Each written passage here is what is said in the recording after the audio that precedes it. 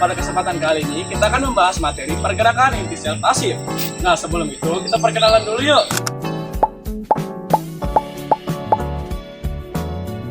Penasaran nggak kelanjutannya? Ikutin yuk! 3 pengertian tentang pergerakan zat secara pasif melalui membran plasma. Yang pertama, perpindahan zat tanpa energi. Pergerakan zat secara pasif adalah proses masuk atau keluarnya molekul dari dan ke dalam sel melalui membran plasma tanpa memerlukan energi. Molekul bergerak mengikuti gradien konsentrasi dari konsentrasi tinggi ke konsentrasi rendah. Yang kedua, berdasarkan difusi alami, pergerakan pasif merupakan proses alami difusi, osmosis, atau difusi terbantu, di mana zat bergerak karena adanya perbedaan konsentrasi atau potensi air, bukan karena bantuan energi metabolik. Nah, dan yang terakhir, pengendali keseimbangan sel dengan lingkungan. Pergerakan zat secara pasif adalah mekanisme pengendalian keseimbangan zat dalam sel dengan lingkungan sekitarnya, sehingga sel dapat mempertahankan hemostasitas. Jadi osmosis yang pertama adalah salah satu transport pasif yang khusus melibatkan molekul air melalui membran semi permeabel. Perpindahan air terjadi dari larutan yang memiliki konsentrasi air tinggi ke larutan yang memiliki konsentrasi air rendah. Tujuannya adalah untuk menyeimbangkan konsentrasi zat terlarut pada kedua sisi membran. Baik, yang kedua ada pengertian dari osmosis. Osmosis salah satu kasus khusus dari transport pasif, di mana molekul air berdiskusi melewati membran yang bersifat selektif permeabel. Dalam sistem osmosis dikenal yang pertama adalah larutan hipertonik, yaitu larutan dengan konsentrasi terlarut tinggi. Lalu ada larutan hipotonik atau larutan dengan konsentrasi terlarut rendah. Lalu ada larutan isotonik atau dua larutan dengan konsentrasi yang sama. Jika terdapat dua larutan dengan konsentrasi yang berbeda, maka molekul air akan melewati membran sampai kedua larutan memiliki konsentrasi yang seimbang. Baik, pengertian osmosis yang ketiga. Seperti yang sudah disebutkan, osmosis merupakan salah satu jenis transportasi, di mana air melewati membran semi permeabel dari larutan dengan konsentrasi solut rendah atau yang lebih encer ke larutan dengan konsentrasi solut tinggi atau ke yang lebih pekat. Baik, di sini ada praktek yang pertama, yaitu saya menggunakan irisan mentimun dan juga garam. Jadi, tata caranya pertama, kita siapkan dulu irisan mentimun di dalam wadah, lalu kita taburi dengan garam.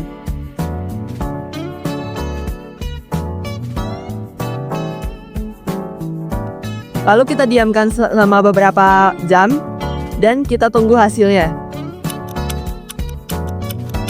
Ini adalah hasil dari praktek hari ini.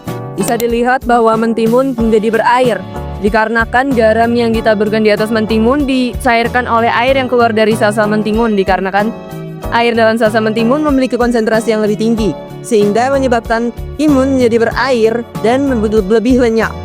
Baik, untuk praktek yang kedua, saya akan mencelupkan jari saya ke dalam air biasa. Nah, baik. Seperti yang dilihat, jari saya mengeriput. Nah, jadi dalam peristiwa ini, osmosis berperan, yaitu ketika jari masuk ke dalam air, maka air akan masuk ke dalam sel-sel kulit, di mana akan terjadi pembengkakan di dalam sel-sel kulit tersebut. Dan dikarenakan sel-sel kulit yang di atas itu masih terhubung erat dengan sel-sel kulit di bawah, maka sel-sel kulit di atas harus melipat dan menciptakan kerutan. Baik, untuk praktek yang ketiga, di sini saya akan menggunakan air panas dan juga kantung teh. Jadi pertama-tama kita akan seduh tehnya terlebih dahulu. Lalu kita celupkan. Ketika kantung teh direndam dan didiamkan, maka kantung teh itu akan menggembung. Persis seperti prinsip osmosis, di mana kantung teh memiliki larutan yang lebih pekat sehingga menarik air untuk masuk dan menyeimbangkan kedua larutan.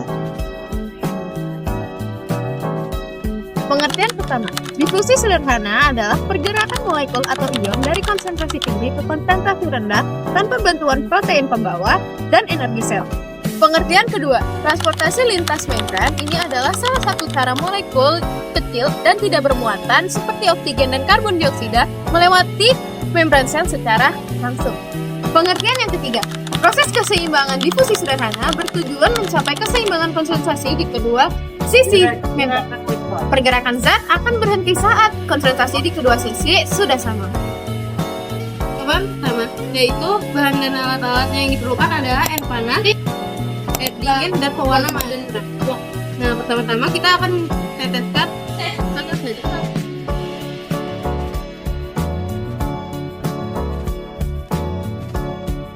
Bisa dilihat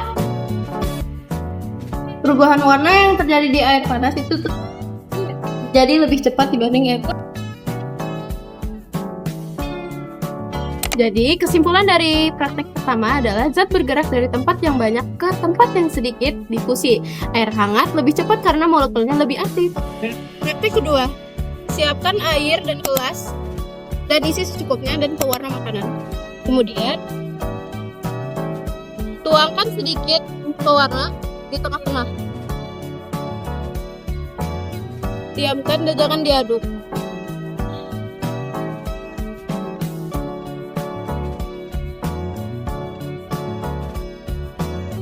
Jadi, pewarna sudah menyebar ke seluruh air. Nah, ini dikarenakan pewarna itu memiliki konsentrasi tinggi dan air itu membuat konsentrasi pewarna menjadi rendah. Jadi akan tergabung seperti ini. Ini disebut difusi. Praktek ketiga, yaitu kita alat dan bahannya: gelas, air biasa, minyak, pewarna, dan bubuk kunyit. Pertama-tama, kita akan campurkan air dengan minyak terlebih dahulu.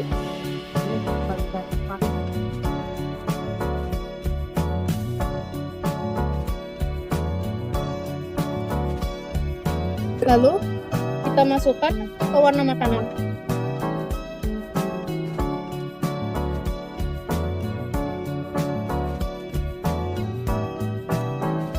Lalu, kita masukkan bubuk kunyit. Bisa dilihat pewarna langsung masuk ke dalam air dan bubuk kunyit tertahan di atas minyak. Jadi kesimpulannya, zat yang larut dalam lemak lipofilik lebih mudah lewat lapisan minyak, mirip dengan molekul yang bisa menembus membran sel. Menurut model Kemdikbud, difusi terfasilitasi adalah proses transfer pasif yang dibantu oleh protein pembawa pada membran plasma. Zat seperti glukosa atau asam amino bergerak melewati protein khusus tanpa memerlukan energi, bergerak pada konsentrasi tinggi ke konsentrasi yang rendah. Menurut Kompas Edukasi, difusi terfasilitasi adalah perpindahan zat melintasi membran sesuai gradien konsentrasi dengan bantuan protein pembawa. Molekul besar atau bermuatan dapat melewati membran tanpa energi tambahan. Pengertian dari difusi terfasilitasi yang terakhir adalah menurut literatur ilmiah. Difusi terfasilitasi menggunakan protein pembawa atau kanal untuk memindahkan molekul tertentu seperti glukosa. Proses ini tetap pasif karena protein hanya mempermudah perpindahan mengikuti gradien konsentrasi. Praktek difusi terfasilitasi yang pertama, kita menggunakan air hangat dalam gelas, lalu gula pasir, dan kantong plastik tipis yang sudah dibolongin kecil-kecil dengan jarum atau pulpen. Yang pertama, kita masukkan gula ke dalam plastik yang bolong.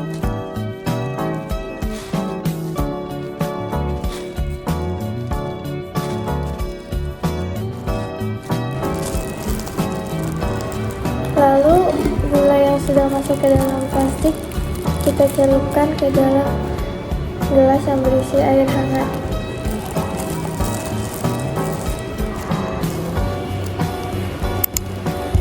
Lama-lama gula akan keluar lewat lubang kecil dan larut ke dalam air.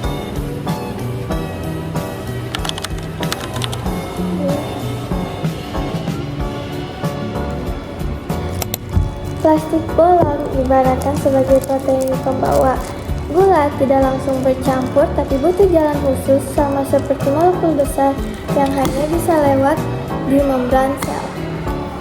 Praktek difusi terfasilitasi yang kedua, kita menggunakan gelas berisi air hangat dan satu kantong teh celup. Caranya, masukkan teh celup ke dalam air hangat.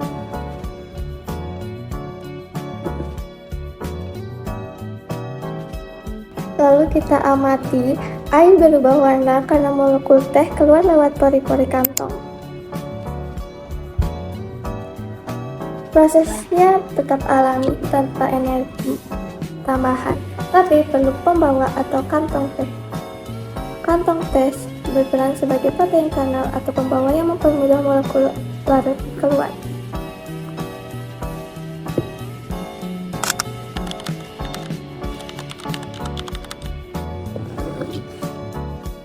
Praktek difusi terfasilitasi yang ketiga, kita menggunakan sedotan, gelas, dan botol berisi air. Caranya, yang pertama, kita coba tutup mulut botol dengan jari kita, lalu kita coba tuang air ke dalam gelas. Air sesak keluar karena ada tekanan udara. Lalu kita coba menggunakan sedotan.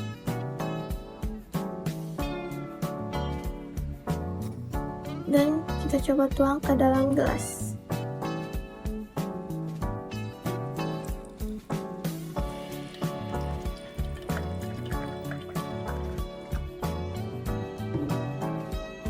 Lewat sedotan, air bisa keluar lebih mudah. Sedotan ini ibarat sebagai protein kanal yang mempermudah air keluar. Selanjutnya adalah protein kanal. Protein kanal adalah protein teratur dan menempel melintasi membran sel yang berfungsi membentuk saluran atau kori. Melalui saluran ini, ion atau molekul kecil dapat melewati membran secara pasif tanpa energi sesuai dengan gradien konsentrasi atau gradien muatan listriknya. Protein kanal adalah protein membran yang berfungsi membentuk pori atau saluran, memungkinkan ion atau molekul spesifik melintasi membran sel secara selektif. Protein kanal adalah protein membran terdapat di lapisan lipid, tersusun dari beberapa subunit protein membentuk suatu kori-kori. Nah, jadi pengertian protein kanal yang pertama yaitu saat kita membuka jendela di dalam ruangan. Nah, saat kita membuka jendela, udara akan masuk secara pasif, jadi tidak perlu dipompa. Nah, dapat kita analogikan jendela ini sebagai salurannya dan udara yang masuk sebagai molekul tertentu. Sesuai dengan pengertian awal, protein kanal adalah protein yang membentuk saluran transportasi agar molekul tertentu bisa masuk secara pasif. Selanjutnya praktikum kedua tentang protein kanal. Nah, yang pertama kita siapkan dulu bahannya yaitu beras, selanjutnya garam, dan selanjutnya gelas yang berisi air. Di atasnya diberi kain kasa sebagai penyaring. Yang pertama-tama stepnya kita tuangkan dulu berasnya ya dalam sini. Nah, ini tuh berasnya dapat dianalogikan sebagai molekul yang nggak bisa masuk, jadi tersaring gitu ya. Ini berasnya nggak bisa masuk. Nah, jika kita tuangkan garam, ini garamnya ada, bisa lihat ya, ini ada masuk sedikit walaupun di atasnya masih numpuk. Nah, ini itu juga dapat diartikan sebagai protein kanal. Jadi dapat disimpulkan bahwa protein kanal bukanlah pintu masuk sembarangan. Mereka adalah penjaga gerbang yang ketat memastikan bahwa hanya zat-zat yang diperlukan seperti ion atau molekul kecil lainnya yang bisa masuk atau keluar. Selanjutnya adalah praktek yang ketiga tentang protein kanal. Yang pertama kita siapkan alat-alatnya dulu. Yang pertama itu ini gelas yang sudah kita potong menyerupai saluran. Yang kedua ada batu. Yang ketiga ini ada sebuah bola. Bola apa saja, yang penting bola. Nah, yang pertama kita ini horizontalkan dulu. Ini ya, baru. Nah, ini analoginya sebagai protein kanal. Dan bola dan batu ini sebagai molekul-molekul yang akan masuk. Jadi ibaratkan gini. Batunya tidak bisa masuk, cuman bolanya bisa masuk dengan mudah tanpa energi. Jadi seperti itulah pengertian dari protein kanal dan praktikumnya dalam bahan sehari-hari.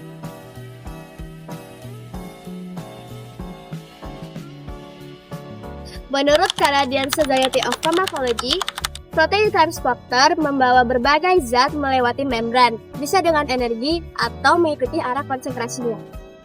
Menurut Pearson, protein transporter memindahkan molekul tertentu dengan mengubah bentuknya secara aktif atau pasif. Menurut Wikipedia, protein transporter adalah protein di membran sel yang bantu pindahkan ion, nutrisi atau molekul besar masuk keluar sel. Jadi untuk praktek utama protein transporter, bahan yang digunakan adalah 2 gelas yang berisikan air hangat, sendok, dan gula. Nah, jadi saya akan memasukkan gula ke dalam gelas pertama. Terus saya biarkan tanpa saya aduk. Dan yang kedua, saya aduk.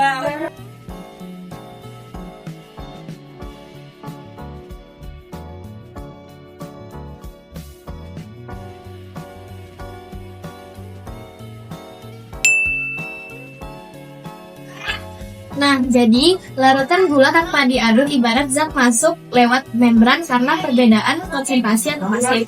Saat kita aduk, kita memberikan energi tambahan seperti transfer aktif yang butuh energi. Untuk percobaan kedua, alat dan bahannya adalah gelas dan air, sendok, beras, dan tepung. Jadi, saya akan memasukkan tepung dan beras lalu dicampur ke dalam air.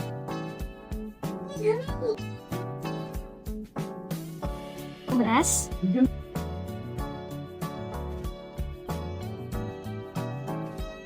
tepung. Lalu saya aduk.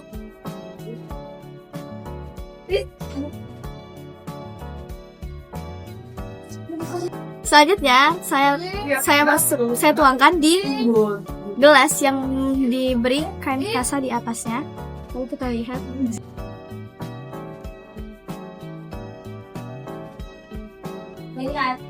Tepung berhasil tercampur dan masuk ke dalam gelas, sedangkan beras tetap tertinggal di atasnya. Maka kesimpulannya adalah saringan hanya meloloskan partikel tertentu seperti transporter yang hanya bisa membantu molekul yang cocok, ukuran dan bentuk dari faktor paling penting seperti bentuk molekul. Untuk percobaan ketiga, pintu sebagai membran sel, sedangkan siswa yang bertas adalah nutrisi atau ion yang diizinkan untuk masuk ke dalam membran sel. Sedangkan yang tidak memakai tas itu tidak diizinkan.